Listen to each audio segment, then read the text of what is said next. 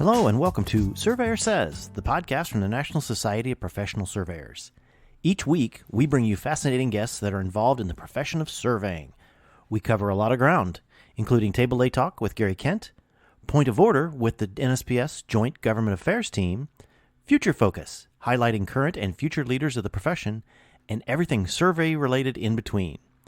Thanks for joining us here on the podcast, and hope you enjoyed listening to this episode of Surveyor Says.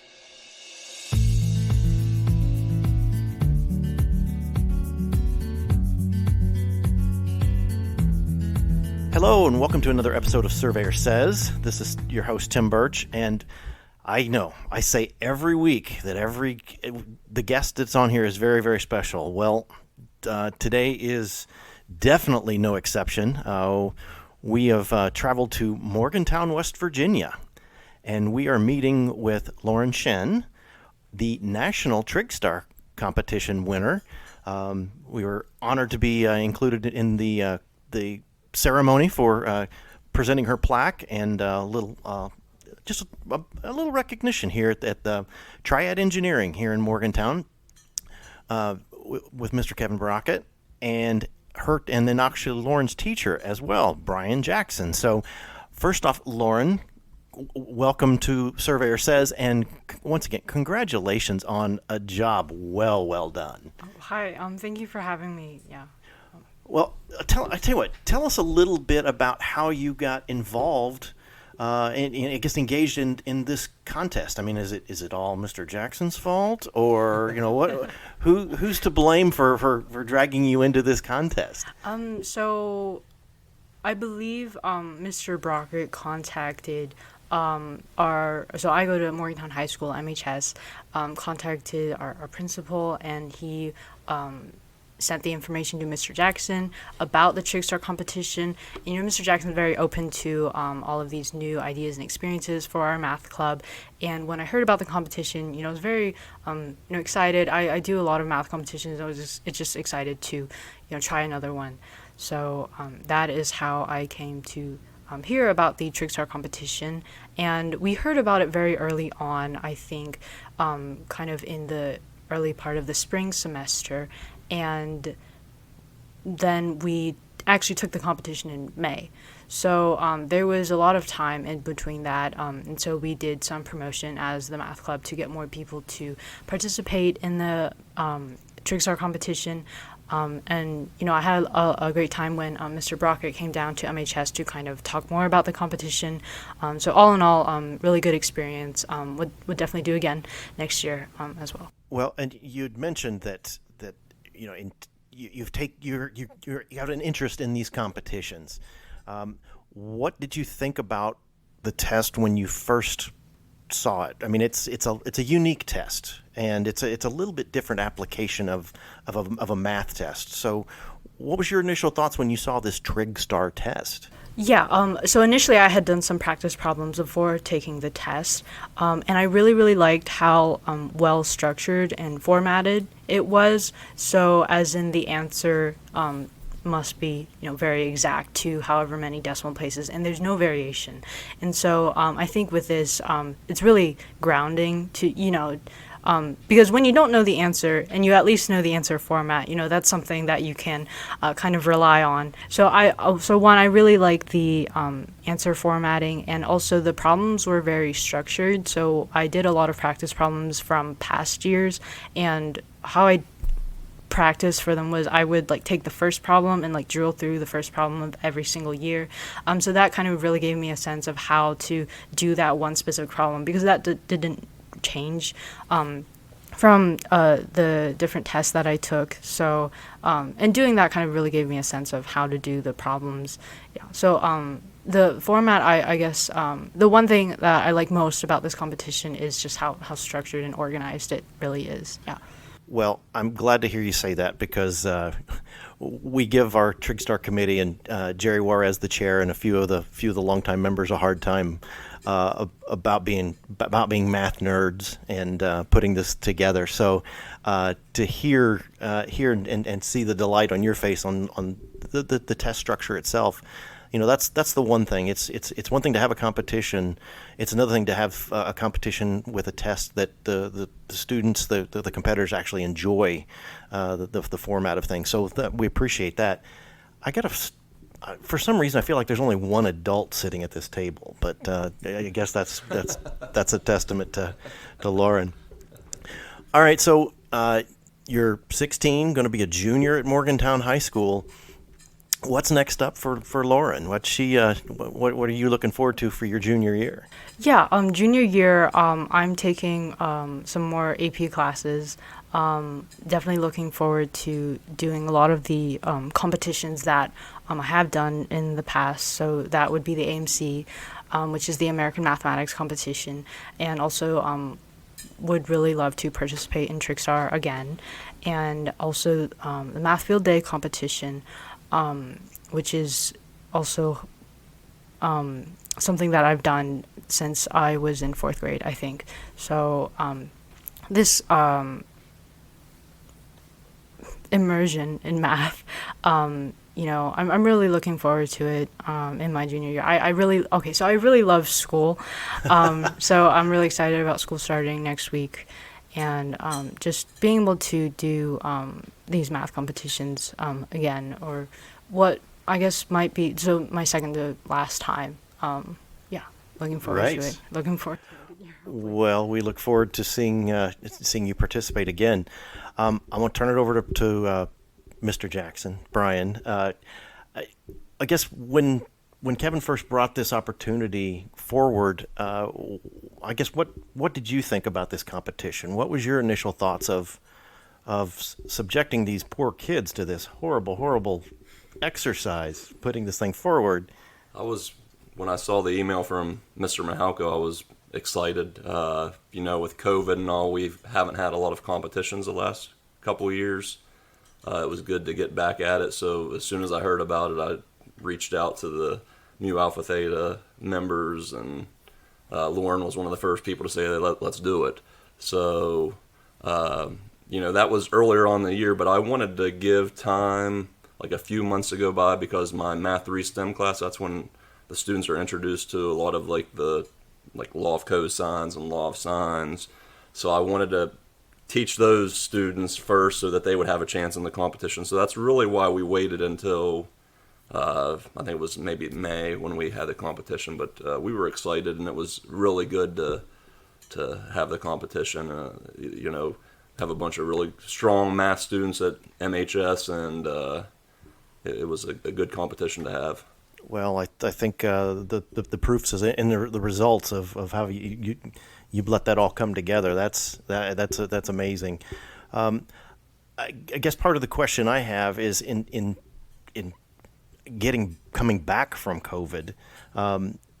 Is it easier? I mean, when you have students like Lauren, I guess it makes it real easy. But what's been the environment like coming back? Has it been with this type of a student and curriculum? I mean, hopefully the kids are really eager to learn getting back in person. Yeah, it's a big change. They've went a couple years without having a teacher there with them, and it's an adjustment. You have to just sort of see where the students are and see where their background knowledge is, because we weren't, in those few years, we were not pushing as hard because we had other worries with the emotional and the other types of things going on with the students. We couldn't worry about, we've got to get to this point by the end of the year, so you sort of have to feel around where the students are. And but last year was very enjoyable being back in front of all of the students, having everyone there in the classrooms, and it was great to be back. Well, good. Well, I'm going to turn the tables around there to Kevin Brockett here at Triad Engineering.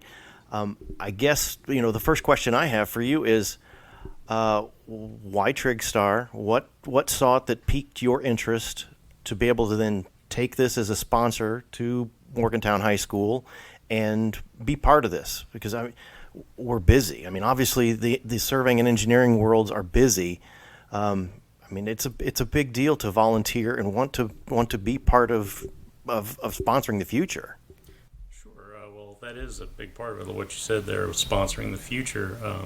I first learned about Trigstar, I think it was through just a random email that the West Virginia Society of Professional Surveyors sends out with, random announcements. And there was a link to the Trigstar website that I don't think I'd heard about before, but I opened it up and was reading through there and learned all about the program and thought, hey, this is a really cool opportunity to, introduce kids to surveying and mapping careers and to show what do you do with math. I mean, I remember being in trigonometry class when I was in high school and thinking, okay, well, yeah, sine, cosine, tangent, so what? What is that ever going to be practically used for?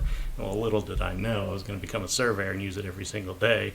But at the time, I had no idea that could translate into a viable, good career. And it was actually quite a few years. It wasn't until my late 20s that I realized that surveying was a good opportunity, and that was when I became a surveyor. So I just had the idea that, if I can reach out to some local kids, maybe let them know that surveying is a career or path that they could get into, then they'll be young enough to learn about it at a much earlier stage than I was, and maybe get into it if they find it interesting, or see what that can lead to, because surveying and mapping is a huge, diverse field of different opportunities, from, not needing anything more than a high school education to get started, to going through a PhD program. I mean, it's so diverse, it's crazy. And the main problem with getting people into surveying is, I think that there's just not that knowledge out there that this is something that's going on every day in every community, everywhere in the country. Surveyors are needed. And kids just, for whatever reason, don't realize that. And so when I saw Trigstar, I thought, here's an opportunity for me to go meet, high school kids and tell them, here's something you can think about. If you don't know what you want to do with your life yet, consider this as an option. And it's, I know this is probably not the popular perspective, but I think doing math problems is fun, just as a hobby. Probably the other two people here would agree with that. But so I actually did I did all the sample problems on the Trigstar website just for my own amusement, and I enjoyed them. So that's why I was able to go and tell the kids, what this exam is like. And obviously not everybody's just going to sit at home and do trigonometry problems for fun, but a lot of people want to know how to do them at the very least, and this is a good way to practice those, to understand what kind of applications they have. Like Lauren was talking about, I think the format's great for the Trigstar program. You have, very basic problems that ask you how to apply law of cosines, law of sines, solve right angle triangles. But then there's also always at least one problem that has a practical application type of scenario. So I think that's a really good way to show kids, yes, this stuff you're learning that seems so abstract and useless can be applied to real world problems. So I was just really impressed with Trigstar as an opportunity, and I reached out to NSPS, talked to Trish Milburn by email, and she told me there was nobody in West Virginia that had done anything with Trigstar for some time. And in fact, I think she just told me in an email earlier this week that the last time West Virginia submitted state contest winner was 2001. So for more than half of Trigstar's program time, since it started in 1984, West Virginia hasn't been submitting anybody. So, and I'm really grateful to my boss here at Triad Engineering, Bill Ernstis. He's our regional manager. I brought it to him and said, hey, is this something Triad could sponsor for the local schools? And he said, yeah, run with that. That's definitely something we want to support. Anything we can do to enhance, STEM awareness in the community, we want to support that. So I'm really appreciative to Triad, and that's one of the many reasons why I like working here, is they're very supportive of, any kind of outreach to the community. And our CEO, Brad, he actually wanted to be here today for Lauren's award presentation, but unfortunately he had a job site commitment he couldn't get away from in Kentucky. So he sent his congratulations, wanted me to convey those directly. But he's very supportive. He and I have spoken about how great it is whenever we can find opportunities to reach out to high school students and let them know, hey, this is the type of career you can have in a really interesting field, applying science and mathematics, on an everyday basis. So. Oh, exactly. Well, very good. Well, and I also want to, besides thank Kevin and Triad for putting sponsorship and putting all of this on, I also want to congratulate Kevin for he is now the new NSPS director representing West Virginia. Looking forward to working with him on a national basis starting this fall, following in the footsteps of Jack Buda, who's been a long-time supporter of everything that NSPS has done. So thanks to Jack, but also, like I said, Kevin, thank you for stepping up. To me, there's a lot of it that goes here about going beyond just doing your job every day, and we appreciate that. Oh, I appreciate that.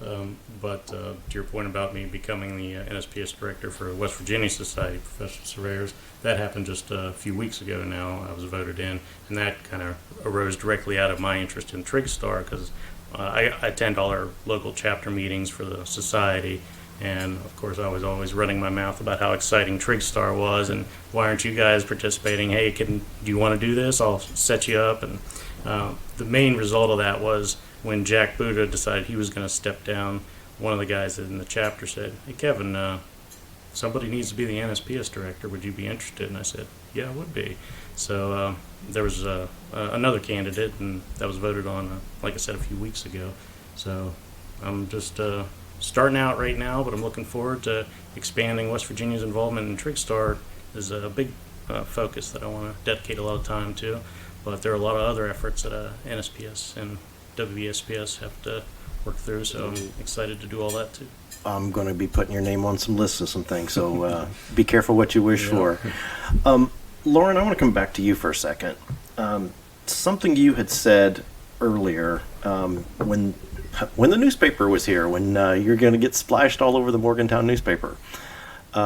Something that you had said earlier, and it was about coming out of COVID and really having to change your focus and figure out how to basically self-regulate your education, your free time, your basically your whole life, because you weren't going to school. And you know, and I've got to admit, just a few minutes ago when you said you were ready to go back to school, and you kind of lit up because you want to go back to school. So the time during COVID obviously was difficult. I mean, it was difficult for everyone. And I guess what I want to ask you is, how was it for you to try to cope with this changing world, as we basically had our world kind of close in around us, and finding it within yourself to be able to regulate your time, to be able to know what you wanted to study, know when you wanted to do hobbies, know when you wanted to play with the dog and other things, because we really concentrate on mental health these days, and worried about especially the students that are going through all these challenges. Any advice to listeners on how you were able to cope with basically running your own time? Yeah, so I guess I have like two answers to this question. So I think before COVID, really in middle school and before that, a lot of the things I was doing, might have been really influenced by, my peers or my teachers or my parents. Maybe you should participate in this, or maybe you should take this class. But during COVID, during that period, and like I said before, I don't know if it would have happened naturally without COVID or just because I had this extra time to self-reflect, but it did happen. And what happened was, I kind of took more control of my time. I kind of figured out what I wanted to do and kind of learned more how to study and how to regulate my time. So that was a really big part. And also because of COVID, I took the online option throughout the whole year in my 9th grade year. And so as my first year in high school, that online format was quite regular, at what time you have to go to what class. But sitting at home, you can regulate a lot of that yourself, and there's no travel time, right? So you have some more time to think about, how to study and just, work on the things that you would like to work on that you might not have the time to do had you been in person. So after that year, I had a really clear idea of what, I guess, how to study and how to learn, and that is something that I'm still using to this day. And I guess the second answer about mental health. So I felt this really big sense of like isolation, of like disconnection with my community really acutely in March when the pandemic first hit. And what I did was I got together, it was like a daily study hall with a few of my classmates every day. And then we found that even though we hadn't really seen each other in person for a few months, that by May, by the end of the semester, we were really, we had really bonded. And so I took this idea throughout the summer, kind of molded over, and felt that, we could really expand this. So in, I think November was when our club was established. So this kind of project for me was called Students Connect. And so this is now a club at Morgantown High School that I continue to run. And so with COVID kind of lessening, we switched from like online meetings to in-person meetings. And this past year, we did a lot of community outreach with so younger students specifically. So we wrote cards to the Children's Hospital for Valentine's Day and like April Fool's Day. And also we've written letters to elementary school students. And in May, we went to Suncrest Elementary to talk to fifth graders about their transition to middle school, which is a topic that's very kind of dear to me, because that transition from middle school to high school, that kind of was really disrupted for me, but it gave me a lot of time to like reflect on that. So yeah. No, that's I guess I'm sitting here in awe thinking that when I was that age, it was okay, I'm going to go out and hang out with my buddies, or I'm going to sleep in, I'm going to do, all these things. And you're looking at organizing your time better. And I'm thinking, kudos to you. And like I said, that's one reason I wanted to ask that question, because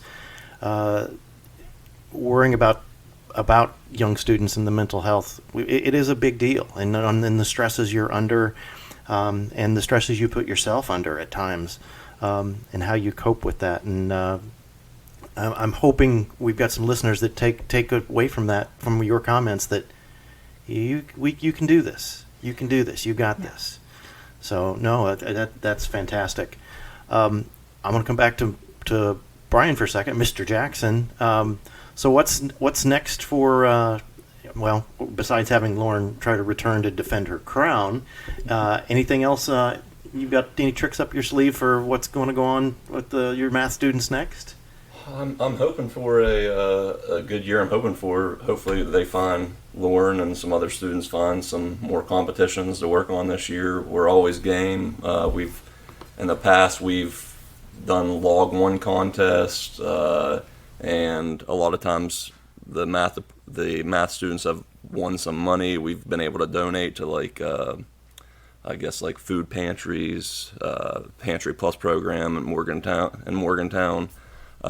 So we've done competitions before. We of course want to continue with the Trig Star, but it's really up to the students to go out there and to see what they want to do. If they say, Mr. Jackson, we'd like to get involved with this, I'm all game. We're gonna have plenty of time this year. At Morgantown High, we have the flex time, which is 45 minutes a day, where the students can get together and meet and decide what they want to do. So it's really on them. I'm just sort of like the conduit. I'll help them with whatever they want. Wow. So that's fantastic. I guess that's the part of this whole experience. Yes, I'll be honest with you, I'm blown away by what Lauren's done, but the fact that Kevin and Triad has stepped up to sponsor and be part of this. Brian, I know a lot of teachers that kind of will say that they're willing to put themselves out there, but you've really you're a heck of an example of what kind of talent you can help blossom. They're gonna grow on their own, but to really put it out there for them is a big deal as well. So I thank you for doing that. Kevin, I guess we'll wrap some of these things up, but what do you think's next for your involvement in Triad, and what other things do you think we could look forward to going forward from this office? Well, from a personal standpoint, I couldn't be happier with how things worked out. I mean, this is the first year I've been involved with Trigstar, and first year West Virginia's been involved in over 20 years, and we're lucky enough to have Lauren involved. I mean, that's not something that you can count on coming along every day, but obviously it worked out as best as it possibly could have. So expectations are pretty high. I mean, the bar couldn't get much higher at this point, but I'm looking forward to the future and continuing to participate with Trigstar. I know Triad, we've already talked about next year. We definitely obviously want to sponsor Morgantown High again, but my boss, Bill, he's wanting to see if there's some other schools that also want to participate, see if we can spread the love around even more. But in my role for WSPS, I'm also hoping to get a lot more interest from the general membership in sponsoring Trigstar competitions at their local high schools across West Virginia, because that'd be great if we could really, expand the effort and get a lot of students recognizing that surveying and mapping are viable careers. And like I have said before, I think Trigstar is a really good entry point for introducing people at the very least. And, a lot of people like Lauren and me just like doing math problems, so it's a good time for that as well. Agreed. What's your chapter? What's the chapter? Mountain Regional Chapter. The Mountain Regional Chapter. Mm-hmm. Well, yeah, and if there are any WSPS members who don't know, we meet at Dorsey's Knob every first Tuesday of the month. So, well, I'm hearing a call out from from your chapter to the rest of the chapters, and hey, we're sitting at the table with the national winner. We're calling out the other states as well, and I can say that because I am now a West Virginia resident, so I can say that as a proud resident that the national winner is here. So, you know what? We're gonna wind this down. I promised you guys I'd keep, and everybody's busy, but Lauren, I want to turn it back over to you for a second, and any parting words, any words of wisdom. I mean, for a 16-year-old, you're quite impressive, and I can't thank you enough for taking this test and really giving it your all and really showing what's possible. Any words of wisdom to pass on to the listeners and to the rest of the world? Yeah. So I think one thing that I've been thinking a lot about recently, going into my junior year, I know it's going to be stressful. So one thing is that, if you believe in something, you can achieve it. And I think it is really important to kind of believe in some things. And, you hear this all the time, right? If you believe in something, you can achieve it. But really, I think once you really there's something about just saying you believe in something versus actually feeling that internally. And this summer, I kind of felt that, going into my junior year. And really, I think that there's a great quote. I don't know who it's by, but it's about once you really commit yourself to something, everything else will move to help you with that. And another thing that I like to keep in mind when things get really stressful is that some things are difficult by necessity. So with that in mind, I think because, sometimes I'm exercising or just working through a problem, and it just, if you keep in mind that sometimes it's just supposed to be difficult, then it's easier to bear sometimes. So kind of two sides of like optimistic and not as so. And another quote for kind of the hard times. So yeah. No, that's perfect. That's perfect. Like I said, I feel like there's only one adult sitting at this table. Well, once again, on behalf of NSPS, from the West Virginia Society, surveyors everywhere, congratulations. Thank you for putting in your all, which was fantastic. And I've got a sneaky feeling we're going to see her again somewhere down the road here, if not in another year or so. Good luck on your junior year. Don't put too much pressure on yourself, because you're knocking it out of the park anyway, kiddo. All right, well, that'll wrap us up for this week. Wow, I'm just, like I said, I'm kind of in awe with what you've accomplished here, and figuring out who Lauren Shen is. Wow, it's she's going to be a name to be recognized for the future. So, well, that'll do us for here. Make sure and subscribe wherever you listen to your podcasts, and we'll see you soon. Thank you.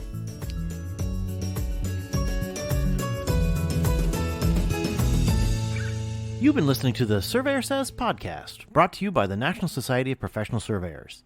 If you have any questions about today's episode or any other topic, please email us at info@nsps.us.com, and we are here to help.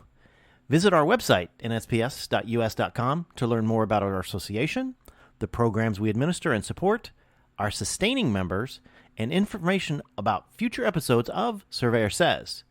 Subscribe to the podcast on iTunes, Apple Podcasts, Google Play, iHeartRadio, Spotify, as well as our podcast host, Podbean. And remember, it's a great day to be a surveyor.